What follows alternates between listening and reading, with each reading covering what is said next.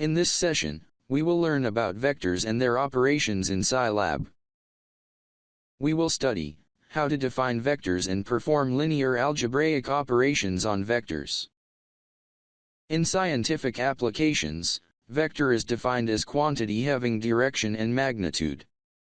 In Scilab, we define a vector by its x, y, and z components, and is formed as a row vector or column vector. Row vectors are formed by placing the components a1, a2, and a3 in between the brackets.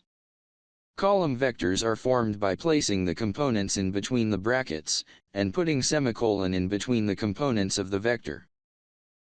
Here, we will discuss very simple vector operations such as calculating unit vectors, addition and subtraction of vectors, dot and cross product of vectors. We define two row vectors a and b. Then we add the vectors in variable c and subtract the vectors in variable d. Now, to compute the magnitude of the vector, we use norm function. Then using the magnitude value, we calculate unit vector for vector a.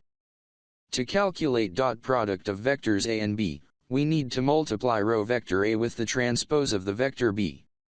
Now, to calculate cross product, we need column vectors.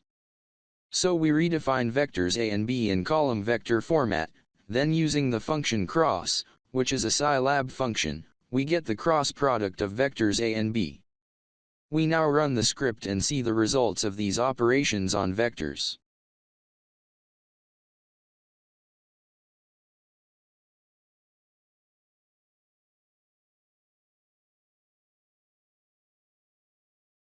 That brings us to the end of this session.